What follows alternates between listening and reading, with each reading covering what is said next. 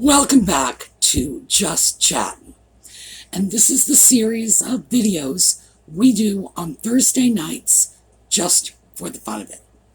So today I'm doing a viewer request. Someone, and in fact it was not just one person, but had written in to ask what's up with Nutmeg and Piers Morgan. So we're going to get into that. That's our topic for this evening. But I'm going to warn you, it's not a cut and dried story, because to my certain knowledge, there are at least 3 versions of this going out, and I'm going to give you a 4th. So when we come back,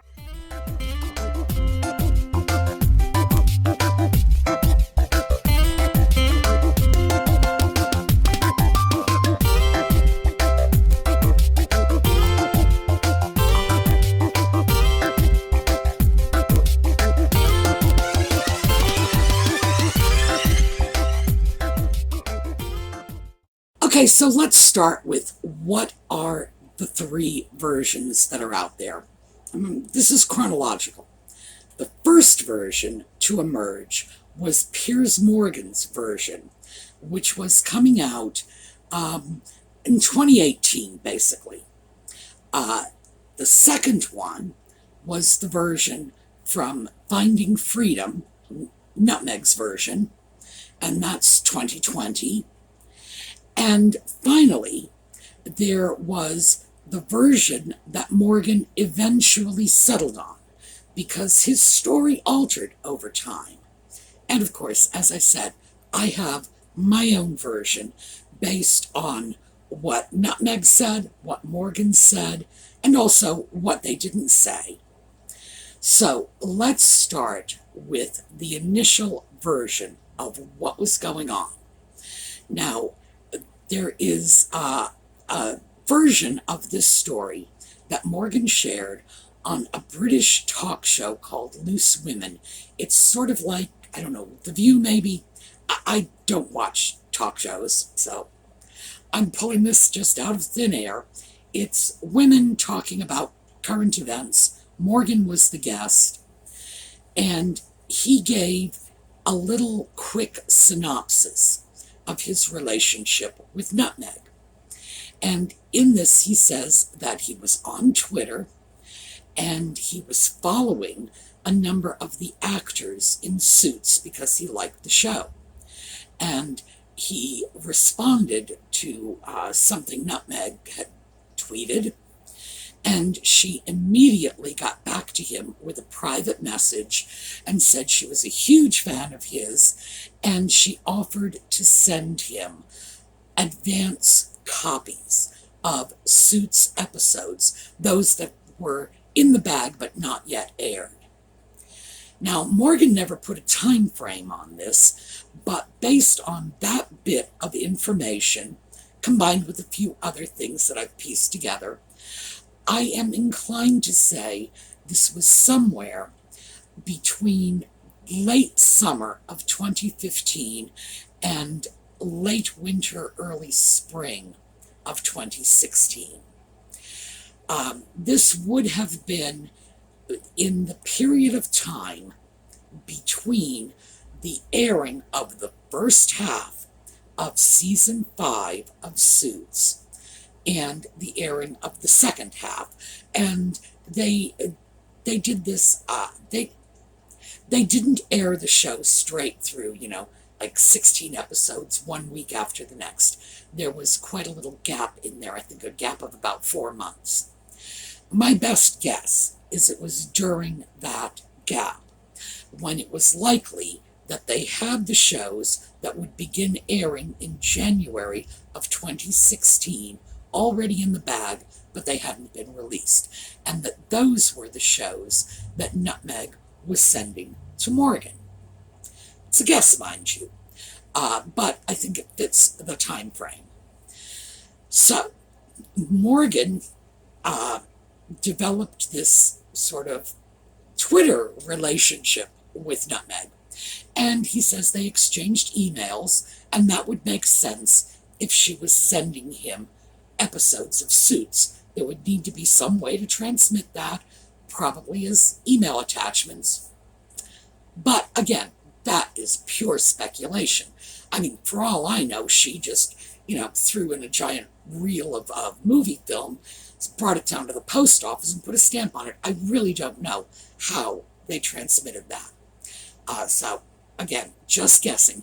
But as always, if I'm taking a guess, I'm going to let you know. The time frame is not really a guess. That's a deduction based on what Morgan has said and what later transpired. Because I have the advantage of looking at the start of their relationship from 5 years in the future. So, close personal friends is how Morgan is describing this relationship. In the summer of 2016, it was in June, Nutmeg went to London.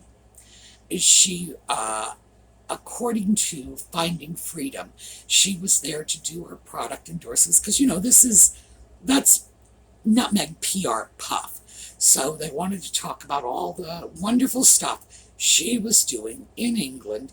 She's seeing Serena Williams and the tennis match and la la la. In retrospect, I think we are all pretty clear that she was husband hunting. And Piers Morgan was what she considered at that time a useful contact. So she arrives, she sees the tennis match, she goes out for a drink with Morgan. He says they spent 90 minutes at his local pub and they hit it off, and he goes on to say, at a later point in this same television program, that she would have gone to Harry and said, I met him, he's a wonderful guy. So he's convinced that she is taken with him. I am convinced that he is taken with her. We all know that Nutmeg can be wildly charming, extremely vivacious, to the point of hyper, and utterly focused on her goal, which would have been to secure Piers Morgan's influence, possible future introductions. She was networking as part of her husband hunting strategy. The next day, according to Morgan, and this is probably true, she met Harry. And almost at once, she ghosted Morgan. He says that she ghosted him when the relationship became known publicly. And I have a date on that. November 8th, 2016 is when Harry put out that press release saying, stop threatening my girlfriend. Basically, that was it. I'm worried about her safety. Screwy press release, frankly. A very bizarre thing to come out of anyone in the royal family. Nevertheless, that was the point at which Harry came out publicly and said, this is the woman I love, Nutmeg. There you go. So by then, Morgan was ghosted. He still, however, was publicly supportive of her and the relationship with Harry. He had been saying very nice things about her in the press. He has newspaper columns, and he had Good Morning Britain and so on. So he had a forum from which he could expound on her virtues, and he used it. By the end of 2016, things had changed. It seems that by then it was occurring to him that he was out. So he was a little distressed about that and made that known publicly. As time progressed, the story changed. First of all, it went from he had known her for several months to they were close personal friends. He had known her for 18 months, for 2 years. But when he says he had known her, it's not the same way that you or I know our personal friends. This relationship, such as it was conducted over the internet with one in-person meeting. And that's all I can determine. So, close personal friends, I don't know. I guess that depends. What's your definition of close personal friends? According to Nutmeg's version, which was in Finding Freedom and later reprinted in Vanity Fair, another publication that is, well, very inclined to be hagiographic. There we go. Hagiographic about Nutmeg. There was nothing to the relationship. A few tweets, a few emails, a drink, that was it. Now, I have to say, in my version of what happened, that is probably much closer to the truth than what Morgan was thinking.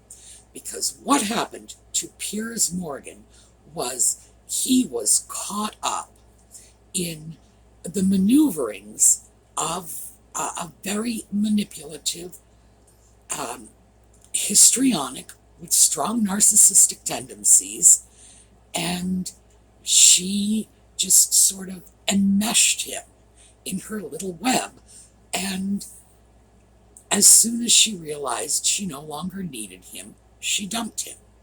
Now, why would she do that? And that's a question I ask myself all the time. Why is she always dumping people? It creates bad feeling. It leaves her with a lot of people in her past who are perfectly willing to tell their side of the story, their truth, which is not the same as her truth. But frankly, a histrionic doesn't plan well. They don't wait well. They are all about instant gratification. And that's one of the areas in which her histrionic personality disorder trumps the narcissism. A narcissist can plan. A narcissist can wait. A histrionic, oh, they do not wait well. They are all about immediate gratification. One target, move to the next, move to the next, move to the next. Whereas a good narcissist can keep a dozen targets, like juggling balls. More on that later. They can keep the balls in the air almost indefinitely. But again, a histrionic looks for different things than a narcissist looks for. So, similar personality disorders, not the same. So, Nutmeg marries Harry. Morgan is ghosted. He goes on the offensive. Not immediately, but it's a gradual process. It's little digs and snubs. Certainly he went very public fairly quickly with the fact that she had dumped him. But again, he has a problem. And this is, the fact is that this is not a normal guy either. This is someone who has a very large ego that is making it difficult for him to accept the fact that this little piece of fluff, from Hollywood came in and pulled the wool over his eyes. Sorry, Piers, that's what happened. Accept it and move on. He wasn't ready to do that. She made an enemy who had several very serious platforms from which to denounce her. And of course, the culmination was following the Oprah Winfrey interview when he came up with that wonderful line, and gee, I wish I had said it, that he wouldn't believe her if she was reading the weather report. And he walked off the show. And there is still controversy as to whether he walked off or was fired. She complained bitterly about that, not because he said anything about her, but because it was going to have an impact on people with mental health issues. Like, yeah, right. You know, I the two things are not related. He believes that she was lying about her state of mind. He is not talking about people who are in a depressed or suicidal state of mind in general. He is talking about one woman that he believes was not honest. That simple. So, and this is how it goes back and forth and back and forth. Morgan is still actively gunning for Nutmeg. And again, he no longer has Good Morning Britain, but he has other forms from which he can fire, and he does. So, my position on this is, gee, Piers, you dodged a bullet. Count yourself lucky and, laugh about it. The fact is that he was extremely lucky. He passed in and out of her life very quickly with very little damage. She's currently married to a man who used to be a prince of the UK, who is now comic relief in her birthday videos, out in the yard, like a wet, smelly dog that you can't let into the house, juggling balls. They're probably not even his balls. Frankly, I don't imagine that man has seen his balls for a good 5 years. And I don't even know if he would recognize them if he saw them again. So, no, look at what happens to the people who stay in her life, Piers. You're lucky she kicked you to the curb. Smile, say thank you, and let it go. And the reason I think you should let it go is because it seems very, very personal. And it shouldn't be personal. He is supposed to be a professional journalist, therefore, personal attacks. I'm mad at her, she ghosted me. I'm not being invited to the wedding. I was a close personal friend. That sort of thing undermines his credibility. Because, let's face it, with the amount of exposure he has, if he were a little less emotionally involved in the subject, he could be a lot more effective in getting his point across. Unfortunately, that's not the route he has chosen. Why? Here's the interesting thing. We have seen Meghan and how she behaves with men. We know she's a histrionic personality. We know they are overly flirtatious. What was she putting on the table that may have been unspoken? Was she overtly flirting with him? Very, very likely. Now, that's one I can't say for sure. I wasn't a fly on the wall. But we've seen enough of her public behavior with men, because it's been videoed enough, to know that this is simply how she behaves. Did she lead him to believe she was personally interested in him? That perhaps he was a potential boyfriend? Who knows? It is very, very likely that she did indicate there was much, much more to the relationship than ever existed in her mind. In her mind, he was a stepping stone. He was someone useful for future introductions. She could go from Piers Morgan to someone important that he might know, to her. Well, I believe her real target from the beginning was Harry, of course. But rumor has it that she made it very clear in her UK circle that she was interested in hooking up with some guy with a title. So who knows? Maybe if Harry hadn't been receptive, she would have set her sights a little lower. But, of course, Harry was receptive. She didn't need Meghan anymore. And I can understand that he would have been hurt, that his ego would have been bruised, that it's entirely possible that he had come to feel some level of affection for her. We're going to be polite and say as a friend, although the fact is she's an attractive woman, and good heavens, it doesn't take much to imagine how easy it is for her to exploit that. We've seen this. We saw this on the Craig Ferguson interview. We saw this in the Larry King interview. You put her in the proximity of a man, and she's just immediately in flirt mode. And I'm not a man.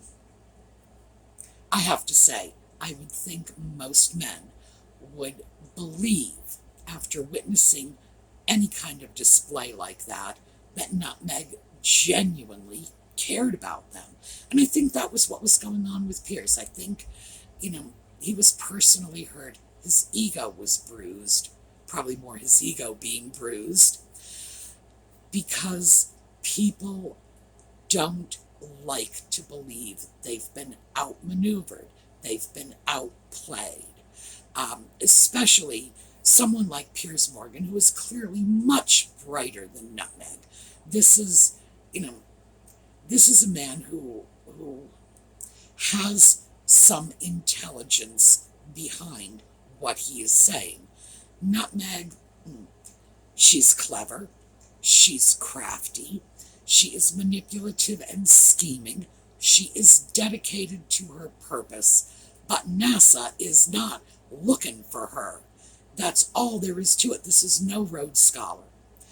So, the idea that she played him, yeah, I'm sure he just had trouble with that. But the fact is that narcissists, histrionics, and of course, as I've said many times, I believe she is primarily a histrionic with a lot of narcissistic tendencies. You can't outplay them, because it's their game, it's their rules, and when they don't like the way things are going down, they immediately change the rules to suit them. You can't do it. The only thing you can do is get out, and of course, he did that. The fact that it wasn't his idea, oh well. Count yourself lucky. It happened. Great.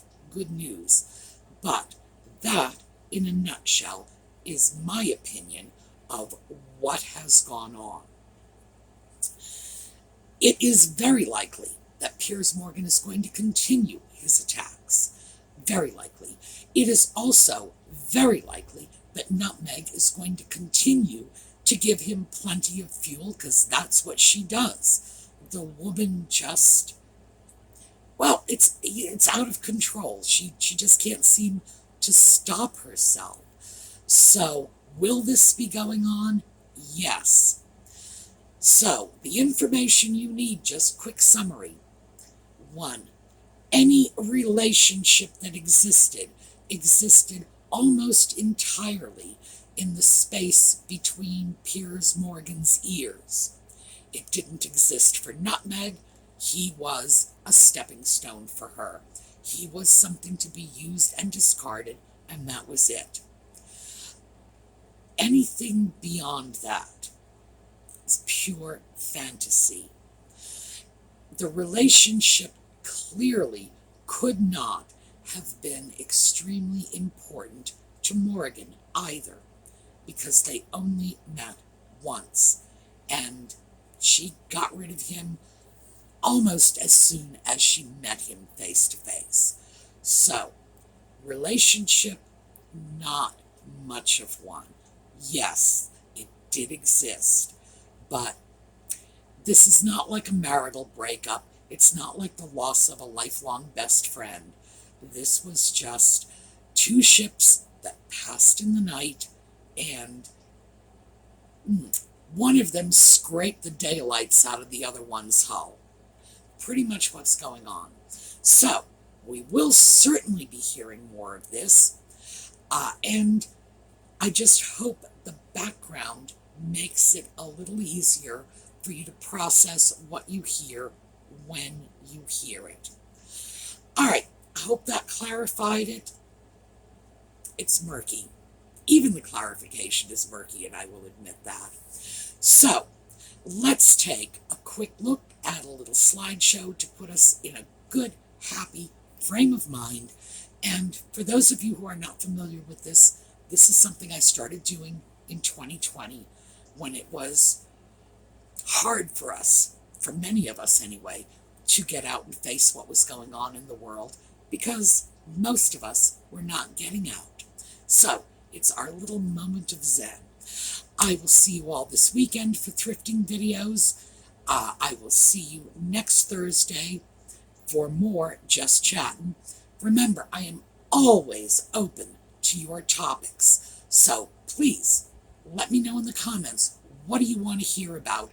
Oh, and I am on the quest for Lilibet. That is probably the most frequent topic that's mentioned in the comments. Yes, I'm looking for her. No, I'm not finding her. Who knows what that means? I'm not there yet. All right, I will see you all later. Have a great day.